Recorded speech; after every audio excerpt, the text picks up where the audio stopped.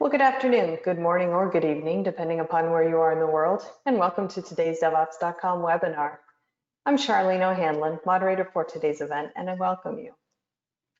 We have a great webinar on tap as always, but before we get started, we do have a few housekeeping items we need to go over. First of all, today's event is being recorded, so if you miss any or all of the event, you will have the opportunity to access it later on. Following today's webinar, we will be sending out an email that contains a link to access the webinar on demand. And we are taking questions from the audience. So if at any time during today's presentation you have a question for either of our speakers, please don't wait, don't hesitate, just use your GoToWebinar control panel and submit your questions, and we'll try to get to as many as we can near the end of today's webinar. We also have 3 polling questions that will be popping up during the webinar, so hopefully we can get everybody involved in answering those. And at the end of today's webinar, we are doing a drawing for 4 $25 Amazon gift cards, so please stick around. Hopefully you'll be one of our 4 lucky winners. All right, with that, let's go ahead and kick off today's webinar, which is moving to a cloud-native strategy. If you're not doing DevOps, you're doing it wrong. Our speakers today are Kelly Looney, who is the Senior Practice Lead at DevOps at AWS, and Stephen Gates, who is a Security Evangelist and Senior Solutions Specialist at Checkmarks. Gentlemen, thank you so much for joining me today. Really do appreciate it. Thanks. Welcome, everybody. All right, great. Kelly, I know that you are going to kick off our conversation, so I'm going to take myself off camera, put myself on mute, let you get right to it. Hi, folks.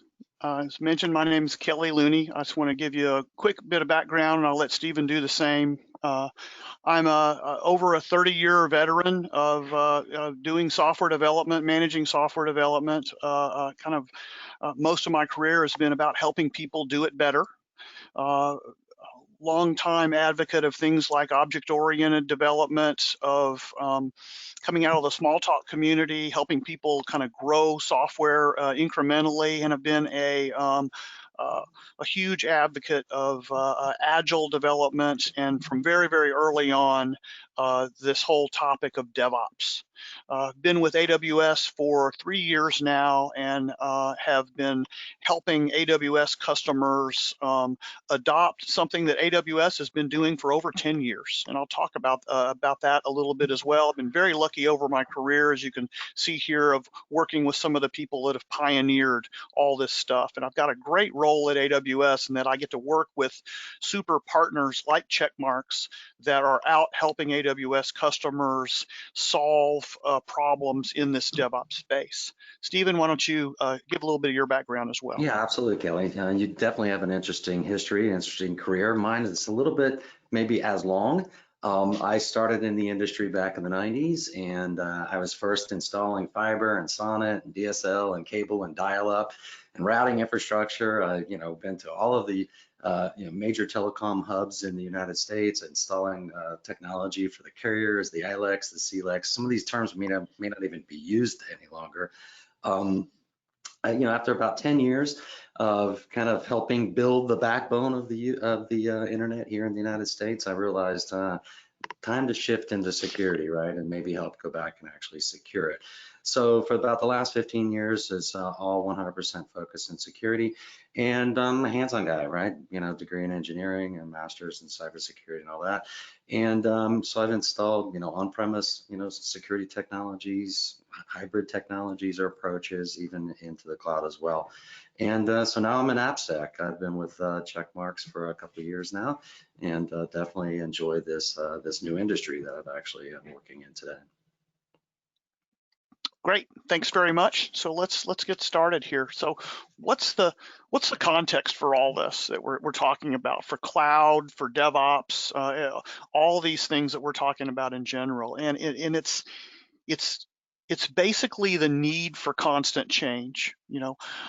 Companies are increasingly global. There's a need for things to become more and more and more digital, and it's this constant need for new requirements, new change. We've all had this huge dose of change this very year. for kind of obvious reasons, but it just keeps coming. There's more and more new things that are coming down the line, and our leadership of companies are seeing this need over and over again to have new systems, change the systems that they have, be able to adapt to new things. So there's what DevOps is all about. I kind of think of it as in some terms as a completion of Agile. It's a way to get changes in front of customers in a way that you can actually get feedback as to what's going on. But with this need for rapid change is also a need to make sure that change isn't useful if it's not secure. So with all this need for rapid change is also a need to keep things secure. So that's the thing that we want to keep in mind. And so what does it mean to get to this modern place? What do you have to do to be able to rapidly change? Well, there's three different things you've got to look at. You've got to look at what's the architectural pattern that you need to go to be able to handle rapid change. You need to look at the operational model. How do you work in order to make this really happen? And then you need to look at what's your software delivery model. How do you deliver software to actually make all of this work? And these are the three changes that we at Amazon made, as I mentioned before, almost 10, 15, 20 years ago, that enabled us to start really working a lot faster. And this is what we're doing for customers a lot today, is to make these three sort of core changes. So first, I'll talk a little bit about what's the architectural pattern, the key architectural pattern that we see. And it's this main move from monoliths over to microservices. And what we mean by that is a monolith is an application that's one big executable. It's a whole bundle of software that turns into one program, one executable thing. So when you put everything together, it becomes one thing that runs. And so making a single change, any change to a monolith means you have to build the entire executable. There's a whole lot of ceremonies, a whole lot that goes into it. Microservices mean that a whole program may be tens, hundreds, even thousands of different executables. It means many, many different small pieces. And the advantage of that is that you can change any one of the executables, any one of the small pieces, without changing the others. So the impact of change may be small.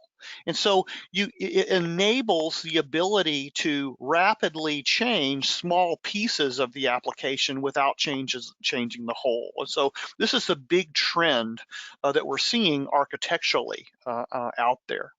And so the next thing we'll talk about is a little bit about how do we change operationally, and this is this whole idea of DevOps. And Werner Vogels, our CTO at Amazon, has this great talent. His talent is to capture really, really large ideas in a very small number of words. And one of his quotes out there is, "You build it, you run it." And I love this quote because it's 6 words and it really encapsulates DevOps.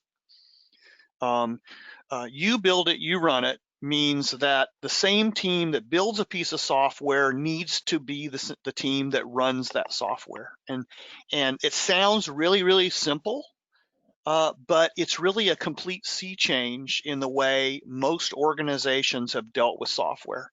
I've been a part of many an organization that only did one very small part of the software development process and then handed off our work to other groups that did the other part of the software development process. Somebody else did the database, somebody else did the security, somebody else did the testing, somebody else did all, some other piece, somebody else was responsible for running this software in production.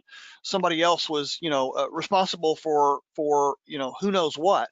I think that creating one team that's responsible for software from its very beginnings to its very end is a completely different way of thinking about it. It forces you to have to make the software smaller, and it forces a team to have to think about more things, which used to be impossible because the technology the technology knowledge was too scarce, and you had to have silos around this super scarce technology knowledge.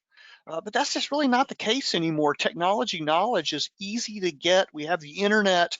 We can easily kind of become generalists today. And so you've got this ability to have teams that can have enough knowledge to actually go all the way through the process.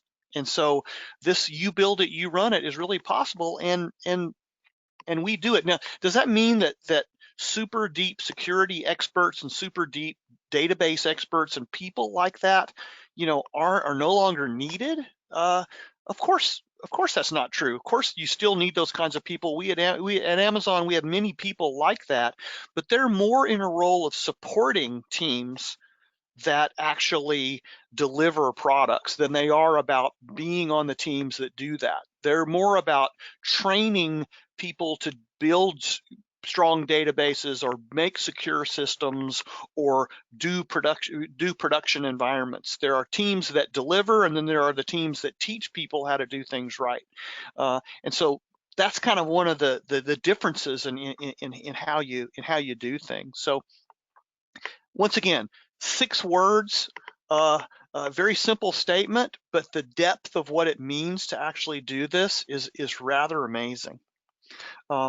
Some of the things that we've had to learn as far as what you've had to do to actually work in this way, and the things that we work with a lot of our customers on is, decomposing for agility. Getting the size of your software down to something where you can build microservices. We had to take our monolith down and break it into first hundreds of pieces, now thousands, now many thousands of pieces. This idea of a 2-pizza team, which is our teams, we decided could be no more than 7 or 8 people, no more than the number of people that a couple of pizzas could feed. From a standpoint of being able to communicate with each other, being able to really get things done in a way that the communication overload wasn't too high. DevOps often gets associated with automation, but this ability to automate everything along the way such that we could constantly release allowed us to make release more frequent and allowed us to get more feedback along the way. So automating everything became almost a religion within Amazon. It's something that we really work with our customers to help them kind of get more and more automation into the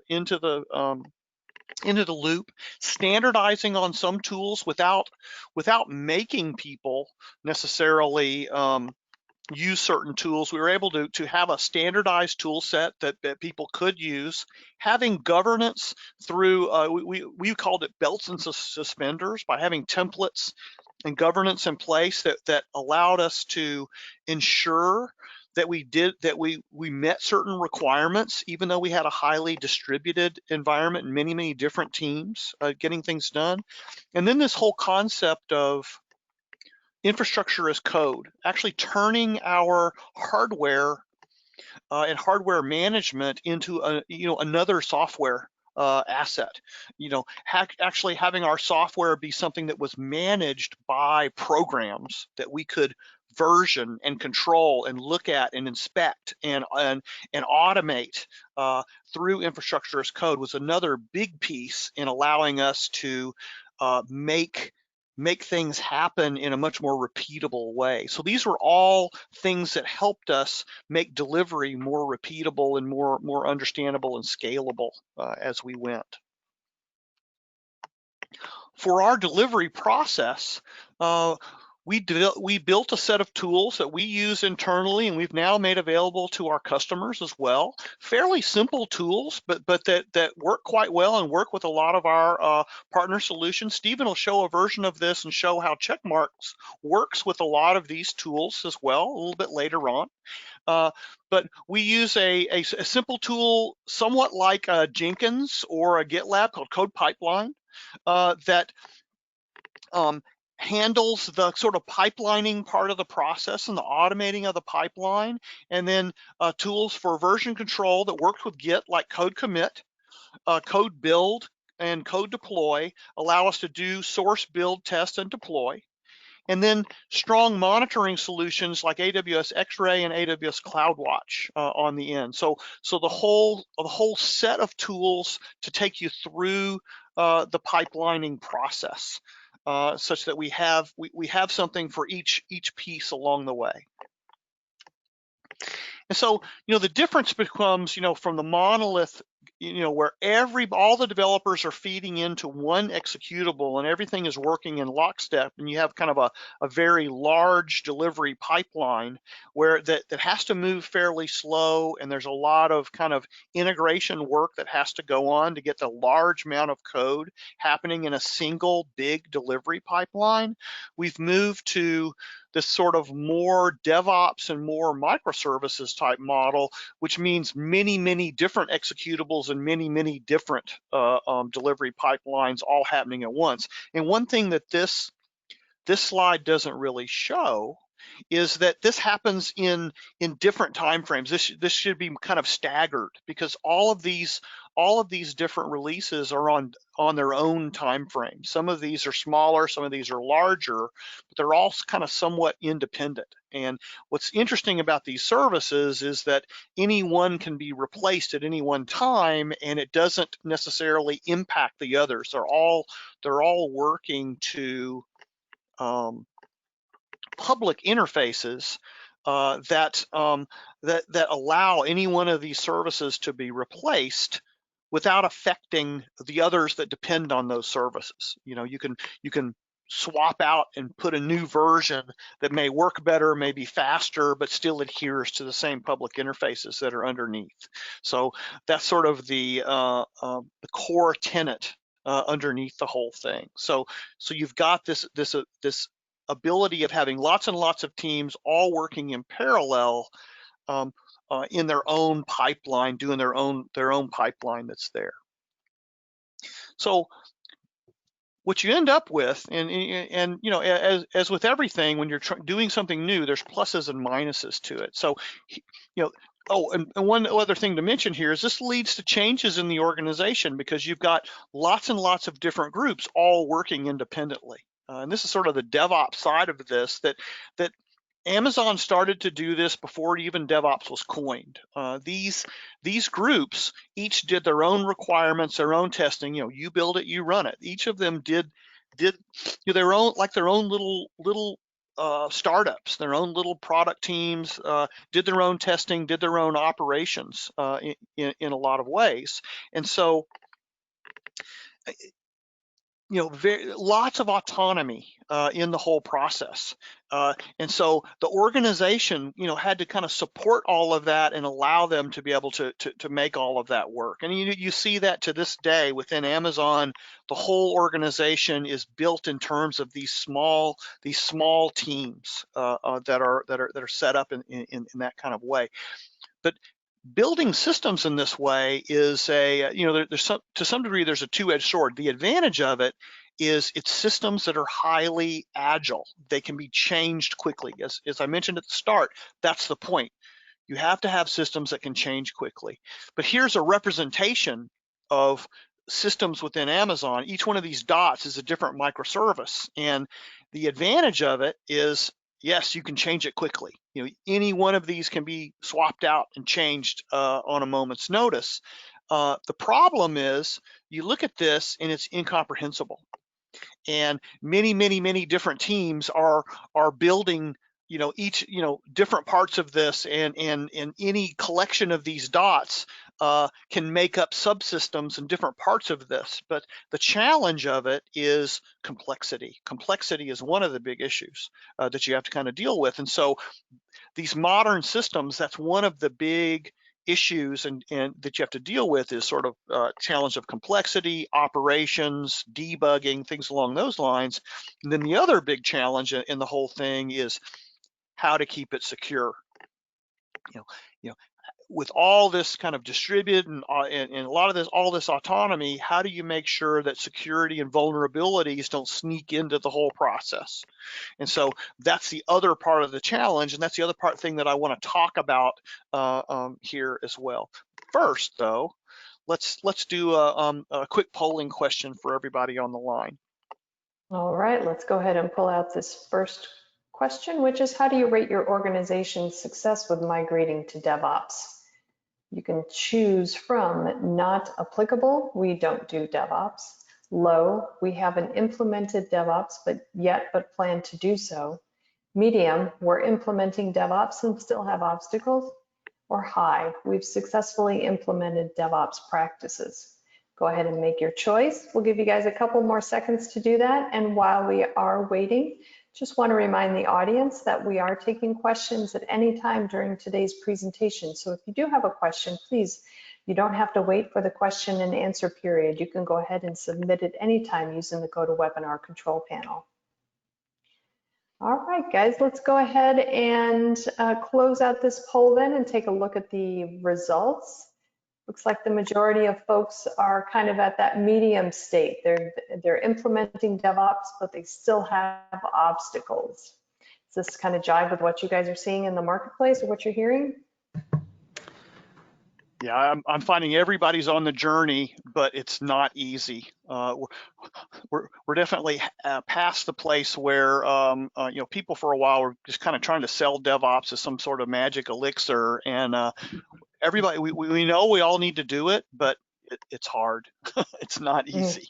Right, yeah, exactly, right. Kelly. And you know, it's interesting to know who are the 13% that it's not applicable. And then who are the 16% that they're very, very successful in implementing DevOps practices. So I'd love to hear from both of those two groups a little bit more in detail. Absolutely, that 16% needs to spread the wealth and, yes, and help out everybody else. Excellent. Well, I'm going to go ahead and hide these results and let you guys get right back to your presentation. Okay, so let's talk about a little bit now about let's see here, about getting to DevSecOps and actually securing a little bit of this development workflow, this DevOps workflow. So let me do this. Go back. Sorry. So the thing that we basically want to do is embed within what we're doing. The whole idea of DevSecOps, which is another term you'll hear out there a lot, is rather than wait till after you've built something and then assess it for how secure it is, what we want to do is start to make security much more a part of the engineering process. First of all, teach developers how to build secure systems, but embed security into the engineering process. So part of this is to get code analysis and testing in code into the actual coding and building process, and then start to add logging and the event monitoring and the operation-centric controls you have into the deployment process as well. And that's what kind of this graphic shows. So it's embedding much more of the security into the engineering process. So you're actually embedding what you need to make sure you're building something secure into the overall system. So as mentioned, we're calling it security DNA here. So security starts with engineering, good hygiene, encouraging that in your engineering. We see this, there's a huge amount of this at Amazon, at AWS. Our engineers get a tremendous amount of training on how to build secure systems. There's a tremendous amount of knowledge about what goes into building a secure systems, and a tremendous amount of learning about, what are the right tools to use and what are the right techniques to use to build a secure system. So adding in continuous assessment and compliance checks, and and basically enabling developers to drive the security changes that are necessary. So this is all the sort of security DNA that we try to add in as part of a DevSecOps type of a process. So there's two kind of aspects to this we see.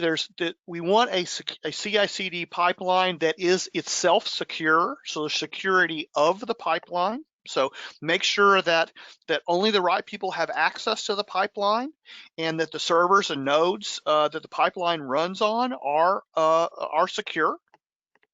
And then inside the pipeline, we want to make sure that our artifacts are valid and that we have static code analysis happening inside the pipeline. So security of the pipeline, security inside the pipeline. And for security inside the pipeline, the sorts of things that we're doing are analysis of the code inside there, looking at dependencies inside the build. This is a huge one. Vulnerability scanning during test, a huge issue for open source. Much of software that's happening today is 1% new code, 99% open source that's being pulled in, and making sure you're using the right versions of open source that does not have vulnerabilities already baked into it is a huge issue. And so making sure that you're doing that is a big thing there. So doing another part of that is doing the hash verifications during deploy to make sure you're getting the right versions of everything, and then doing monitoring, doing automated monitoring of everything that's in there. So these are all pieces of doing security in the pipeline. And then for kind of the holistic view, as I mentioned before, there's this idea of doing security training as we do at AWS. We do a tremendous amount of training to make sure that all of our developers are cognizant of what you need to understand to do security. But then there's all the code analysis, change management, compliance, everything that you're seeing here that we want to make sure that we're doing in the process. To make sure that there's a holistic view of security in the overall system that's here. So there's all these different pieces that make sense as far as the overall process. So in general, the benefits of taking this sort of approach is to have confidence, that these workloads that you're building are validated against the security policies that you have. And one of the big advantages I find with DevSecOps is that in most cases, your policies are written down as code and the code can be inspected. It's something you can actually look at, and it's not just something it's a manual that's just an auditor comes in and talks to you and interviews you about. It's something that you can actually look at and actually verify, and you can update and make better. So you get consistency and repeatability. This allows you to kind of manage the kind of pace of innovation that you need, and it gives you the security of scale that you're looking for. So this is everything that we're looking for, and in general, this is our this is our goal, to get out and go and build on AWS in a secure way. So with that, let me move over and switch over to Stephen and have him take over here. Let me switch I think over. I can do it myself, Kelly. Can you do it? Yeah, I think I can. And let me make sure I'm doing the right screen. Okay, so you can see the Go Build screen. Yes, Kelly? Yep. Okay, cool. All right, so yeah, excellent stuff, Kelly. I'd love to hear from an industry veteran like yourself. It's interesting, right? A lot of war-torn stories. I'm sure you could probably share with us and some members of the audience. Good stuff. Now let's shift gears a little bit and really talk about DevOps. I perfectly believe it's the perfect time to introduce security into your cloud native initiatives. And the reason why is I spent years trying to protect vulnerable code with firewalls and intrusion prevention and DDoS systems and web application firewalls and CASB and all kinds of different technologies. And the whole time I was doing this, I kept saying, all we're doing is trying to protect vulnerable code. And so I was very personally motivated to sit down with industry experts, sit down with the developers, sit down with the AppSec teams and management teams, and really pick their brain. Recently, I wrote a DevSecOps ebook, which you can gain from our website, and it's really how to embed security in DevOps. And so what I learned really from just interviewing all these people was just some great tips on how to actually put security into DevOps. And so again, why do we need application security? We can talk about this forever, but it's all about your organization's reputation, protecting you from losses, your customer PII, your employee PII, your organization's trade secrets. And today, some news that I just heard come out recently was, some regulatory requirements and some people weren't necessarily adhering to them, and some large fines and et cetera. So we know that's a huge issue out there today as well. Now, when it comes to DevSecOps, most people believe that all I need to do is implement some application security testing into my processes and somehow I've reached DevSecOps. And I think it's a lot more than just that. This is what I've learned over the last few years of being more into this application side of the industry. And it really pertains to 6 different functions that really have to happen internally. And it's a cultural shift, sure it is. We hear about that all the time, but these are actionable things that people can do to actually embed security in their DevOps initiatives. And the first one really talks about defining application security policies, right? This is where we begin. And we can't necessarily, create all of the different steps until we define what our policies actually should be, and I'm going to drill down to each one of these a little bit more in detail in the next few slides. The next is, how do we automate? Where do we integrate our application security testings in our pipelines? Where, the technologies you just talked about, Kelly, where do we actually going to embed these application security testing solutions inside of that activity? Also, the policy should help define, how do I identify vulnerabilities, right? What are the vulnerabilities that I need to be concerned with, and which ones don't I need to be concerned with? Also, how do I correlate the results? Very, very important. I got all these vulnerabilities. Now, how can I correlate them and actually take action to do what? Remediate the vulnerabilities, because at the end of the day, that's what we're trying to achieve. And then finally, it's all about managing and monitoring KPIs. And what happens is this becomes a continuous cycle. It continually changes. It feeds off of itself. And so I'm defining, automating, identifying, correlating, remediating, and managing. And all of a sudden I see, hey, my KPIs are not where they need to be. I need to shift, I need to adjust, I need to manage the process all the way through. Now, first off is defining AppSec policies. Let's drill down a little bit deeper. It's really about, what are the acceptable and non-acceptable risks the organization's willing to take. Software is always going to have vulnerabilities, but where am I going to draw the line? It's also about, it acts as a pseudo contract between AppSec and developers, knowing who is responsible for what, and also, when can I actually release software. It also defines what vulnerabilities should be remediated first, and it's tightly associated with DevSecOps. And it's really used to help track my AppSec KPIs. So sit down, define some policies. Don't make them too rigid, don't make them too broad, but at least it's a good place to start. And next is when and where to automate AST solutions. Where do I actually automate it? Where is the most effective place?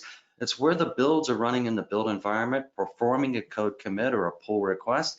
There's got to be a way of launching a scan automatically during the development process, not after the application is ready to go live, right? If I can actually embed security approaches in the process of development software, it makes a whole lot of sense.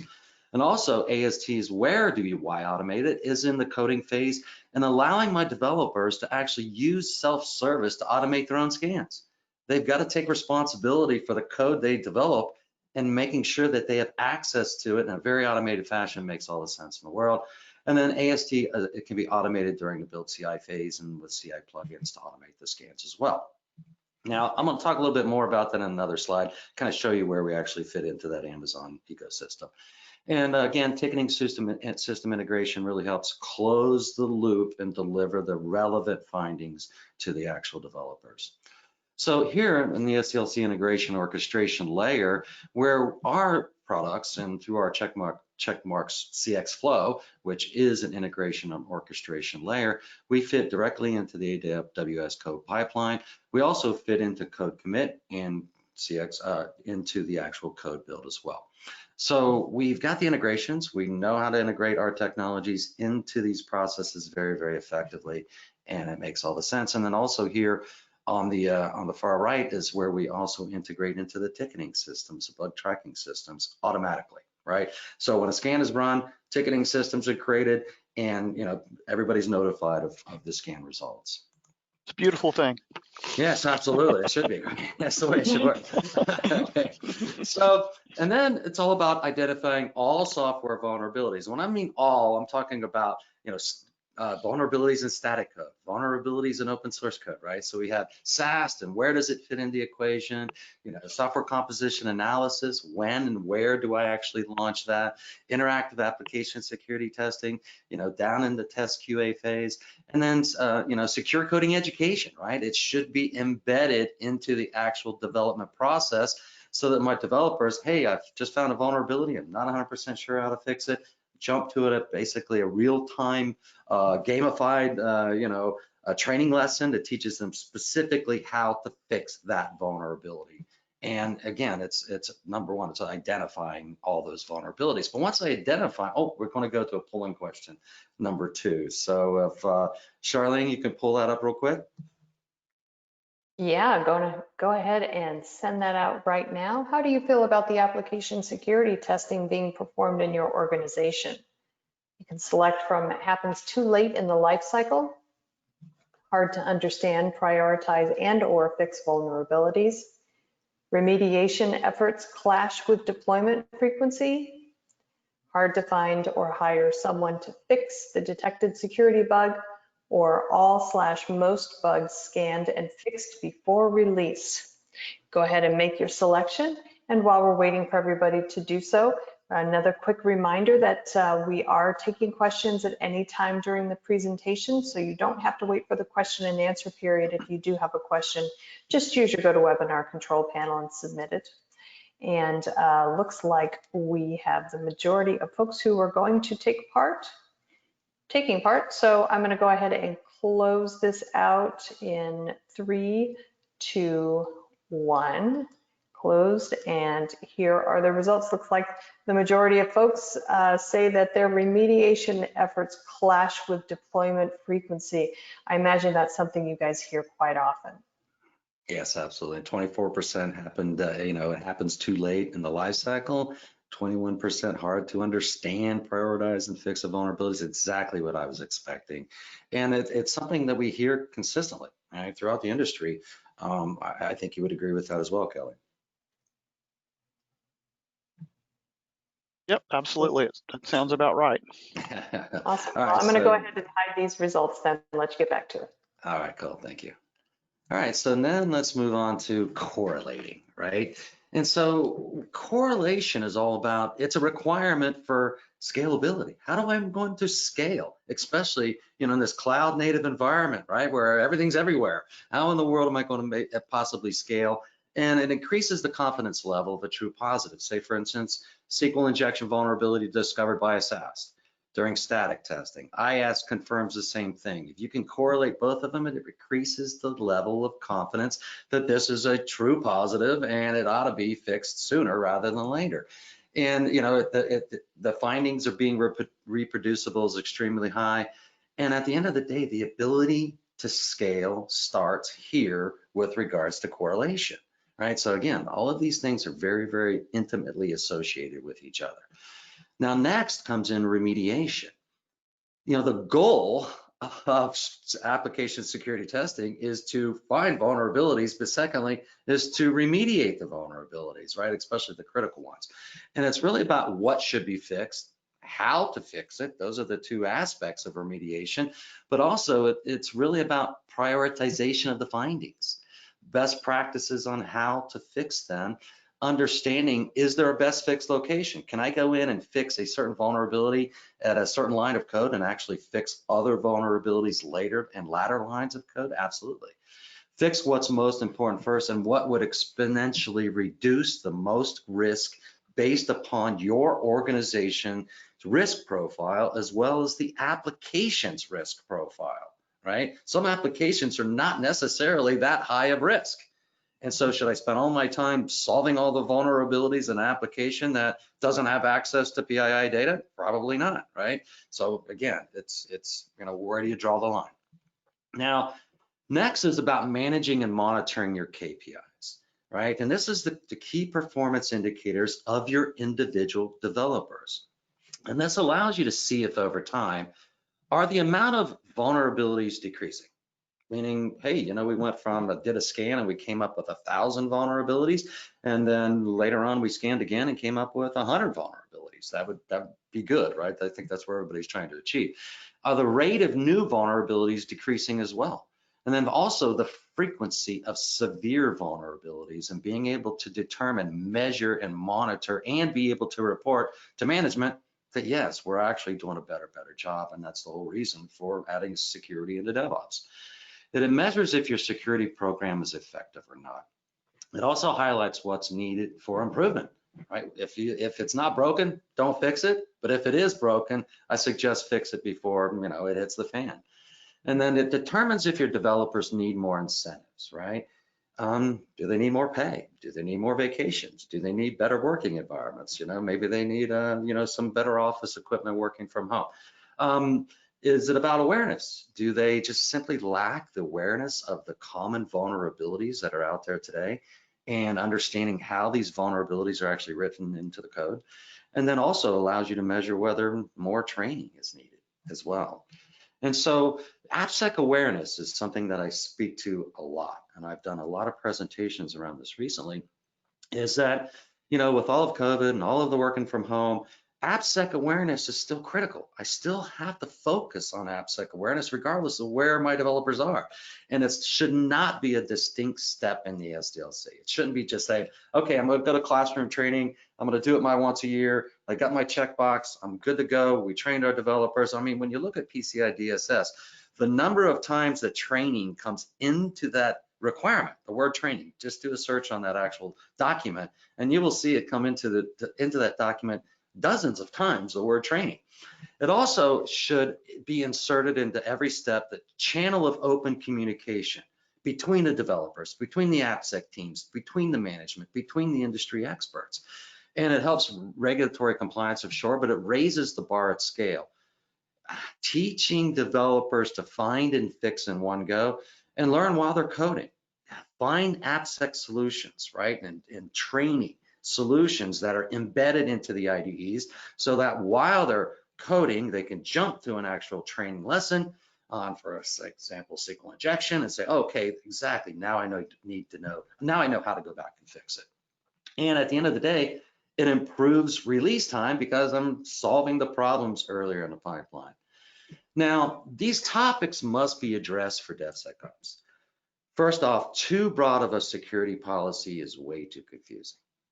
And understanding that remediation is the goal, right? It's like I mean, nobody plays football to not score touchdowns, right? Because you don't win games when you don't score touchdowns, right? And so the whole idea is that the remediation is the goal of application security and certainly adding security into DevOps. Now, and also we need to understand that fixing what's most dangerous first. Not necessarily saying, okay, there's a vulnerability in here, it's been in there for months, the likelihood of it being exploited are extremely low. Do we go back and fix all those vulnerabilities and ignore the most critical ones that could be easily exploited while there's already exploit code in the wild or the techniques to exploit it in the wild? Also, organizations really need to pay attention to open source. When you look at the actual, the recipe, the makeup of what software is today, a huge portion of it, or major portions of it, are open source components and libraries and packages. And being able to pay attention to that, and also having a way of addressing, the licensing, the risk, the technical debt that goes along with that as well. Open source is something that definitely has to be addressed. And then also understand and at least acknowledge the fact that code complexity today, you're talking millions of lines of code inside of an application sometimes. And when we're talking about what you were speaking about, with microservices and everything else, think about the millions of lines of code potential. Having all of that code sitting in one developer's workstation at one time, it's impossible today, right? Everybody's working on a piece or a branch or something like that. And then also manage risk, don't impact speed, and then certainly utilizing AWS to install the AST technologies for easy access. Now, let's do that polling question number 3 before we move on. All right, going to go ahead and push out this final polling question here. Here we go. Does your organization allow developers to perform one of the following, to perform the following? Choose more than one if applicable. You can select from run SAST scans from their IDEs or SCM tools, run SCA scans from their IDEs or its SCM tools, use interactive real-time secure coding education from IDEs, all of the above or none of the above. Go ahead and make your choice. And this is, as we said, the third and final poll of today's webinar. And just a final reminder, we will be going into the question and answer period pretty soon. So if you do have a question, go ahead and submit it at any time. You don't have to wait for the question and answer period to get here.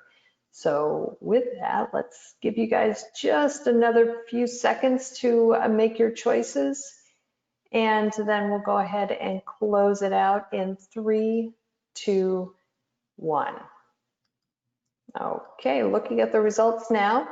Wow, these are kind of interesting choices here. Looks like the majority of folks have none of the above as their answers. But the second is run SAST scans from the IDEs or SCM tools. But the remainders are all 15%. So what do you guys think of these results? Well, it's opportunity for improvement. yeah, exactly. And the real question is, what is the none of the above? Either they don't have the tools, or somebody else is responsible for using them. And that's why I came up with this polling question, was to really find that out and really understand, are the developers actually responsible for the code they create with regards to security? And so again, I would love to learn more about that 29%. Is it we don't have it, or somebody else is responsible for it? And most likely, if somebody else is responsible for it, or it happens later inside of the pipeline, it's probably causing delays. And it doesn't have to be that way. Yeah, agree. All right, I'm going to go ahead and hide these results. Let's get back to it. Okay, so next slide. Now, not enough resources. So this is a little bit of a commercial section, right? You know, with here at Checkmarks. And for those of you, I should have actually told you a little bit about Checkmarks, what we actually do. Elevator line, right? We make software that makes your software better and more secure from the inside out. That's what Checkmarks does, right? So very, very low level pitch within just a few seconds, but we create software security solutions to help developers, AppSec teams, et cetera. So now we also have solutions, right, and services to help organizations that are just beginning, or they're just overloaded with too much at one time. And so we have a solution called AppSec Accelerator, and it allows you to offload your software security program onto our experts. And it's about simplified automation and very flexible and scalable. We have a suite of AST solutions, and they're run by our experts. The people here at Checkmarks are all developers. They're software developers and AppSec professionals, right? That's one of the requirements is, you know, anybody that's working with our technology are developers. Yeah. The industry leading, you know, best of breed, supported integrations, language coverage. I mean, today we're upwards of 30 languages we're covering, and consistent performance, great efficiency over on the fully managed side. So not going to get too much into that, but the private hosting, we also could do this as well. Infrastructure and software, our SaaS and our SCA solution hosted as a single tenant Amazon Virtual Private Cloud, integrates AST into your DevOps processes, and we got managed services that go around this as well. So these just a couple of options for organizations that are struggling with, I want to do it better. And right now, trying to find the experts, it can be really, really challenging. And so it helps you offload some of the work to us. Now, Kelly, maybe you could speak to this slide real quick. We had agreed on that, and you could tell the audience what this all is all about. Yeah, just a couple of things from a standpoint of partnership with AWS, with Checkmarks. One thing is being an advanced partner. Just talks about the fact that you know, we've been working together for a while and have done a lot of business together. The key thing that's big for me is these competencies, specifically the DevOps competency, but security competency is the same way.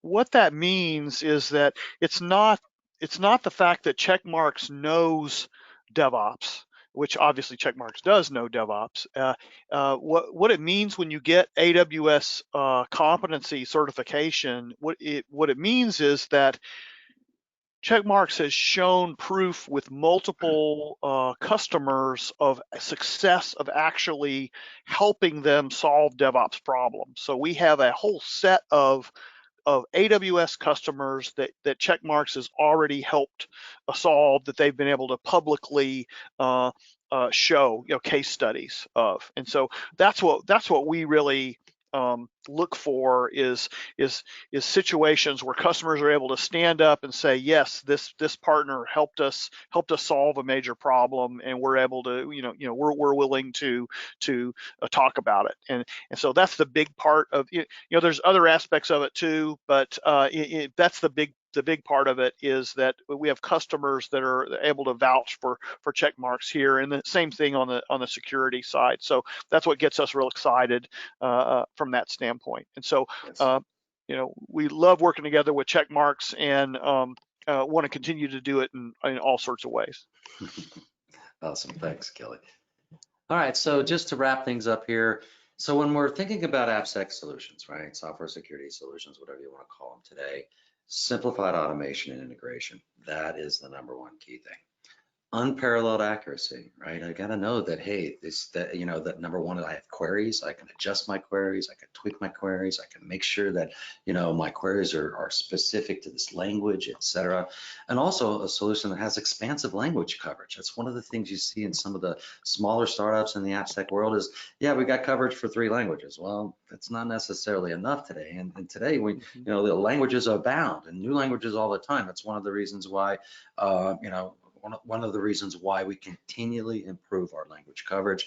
Yep. And also having the fastest approach for remediation. You do a scan, comes back, and it builds a tree of your application and basically says, right there, if you fix that vulnerability in line 219, you are going to fix a lot of other vulnerabilities that are associated with the vulnerability that was just introduced there. An SDLC integration and orchestration flow, being able to plug right into my CI platforms, into my source code management platforms automatically. So upon a pull request, right, or a commit, all of a sudden a scan triggers automatically, and getting those results fed right back into that SCM solution can allow the developer to immediately fix the vulnerability before sending it to DevOps teams or AppSec teams. The developer fixes it right while they're coding, and while that line of code is still very, very fresh in their minds. And then certainly having a solution that's completely wrapped around AppSec awareness, it's more than training. It's also having a platform that allows you to manage the awareness, measure your KPIs, share that information with management, prove that our security processes and our budgets and funding and everything else that we get makes good sense. That plays into this as well. So I think we are just about 8 minutes out to ending this, and we're going to have a few minutes left for Charlene here to wrap things up. So let's fire off some questions. Awesome. Yeah, we do have, I would say, about 3 minutes, 4 minutes, 5 minutes to do some questions. So let's dive right on in. First one, I think, is for you, Kelly. Do AWS tools work if part of my systems have to run on premises?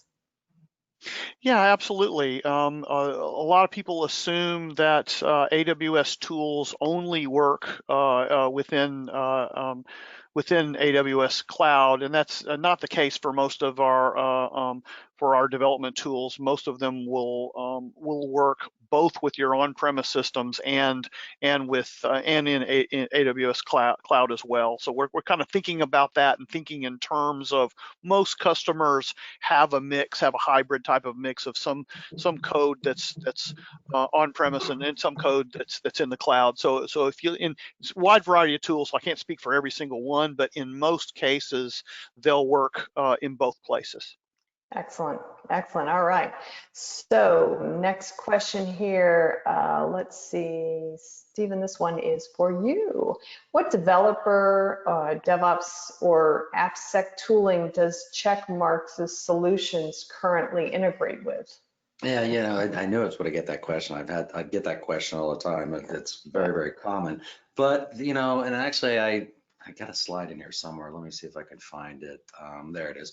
So this would give you an example of really where we integrate into the world of the tooling, right? And we're talking about DevSecOps. I can't change my operations and development processes to adapt to the tools. I have to have tools that adapt to the processes, right?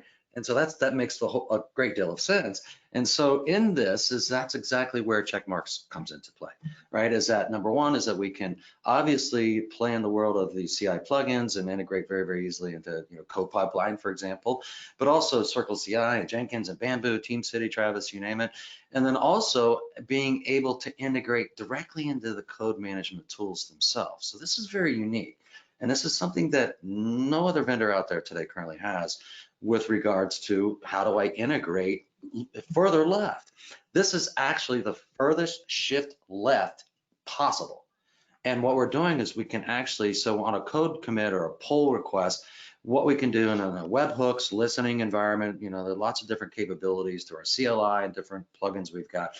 And what you can do is that on a pull request, you can run a scan immediately, right? And then allow the developer to fix that. And then finally, right upon a merge, right, or a build, then you can do another scan again, in the CI process as well. And then certainly integration down here with all of the various ticketing systems. And so, this is a whole orchestration capabilities that's driven by CXFlow. So the big trend out there is GitOps. So being connected right there with the code management tools means that you're set to run the latest. And the other point that I would make is that when you look at the world of tools you're connected to there, you're at 95% of software development. Yeah, and this is just a short, this is just a short sample. I can't make this absolutely bigger. Yeah. That's awesome. That's awesome. Well, guys, I really hate to do this, but we unfortunately don't have any time for any more questions. I do want to thank everybody who did submit questions, though, and please know that that obviously we didn't get to your question. But the folks at Checkmarks and AWS will be getting a copy of all the questions, and I'm sure they'll be more than happy to follow up offline with you to get your question answered. I do apologize for that, but I do want to remind the audience that today's event has been recorded. So if you missed any or all of the event, or if you just want to watch it again, you'll have the opportunity to do so. Following the webinar today, we are going to be sending out an email that contains a link to access the webinar on demand. And the webinar is also going to be living on the DevOps.com website. So you can always go look for it there. Just go to DevOps.com/webinars, look in the on-demand section, and it should be right there waiting for you. And while you're there, please don't hesitate to take a look at some of the other webinars that we have both upcoming and on demand. Hopefully there'll be 1 or 2 or 3 or 4 that pique your interest. All right, I did say at the top of the hour that we would be doing a drawing for 4 $25 Amazon gift cards. So without further ado, let's go ahead and do that. Let's see, our winners today are, let's see, Francis H. Congratulations, Francis. Our second winner today is Henry T. Congratulations, Henry. Our next winner today is Leo M. Congratulations, Leo. And our final winner today is Mark G. Congratulations, Mark. We're going to be following up with all 4 of you offline via email to get your question answered, or sorry, to get your Amazon gift card over to you. It should be in your inbox. If you don't see it in your inbox, please check your spam folder. Kelly and Stephen, thank you so much for a great presentation. Really do appreciate your time, your expertise, lots of really good stuff there. Thanks very much. Thanks also, everybody. You're welcome. You're welcome. Also wanted to thank the audience for joining me today. This is Charlene O'Hanlon, and I am signing off. Have a great day, everybody. Cheers.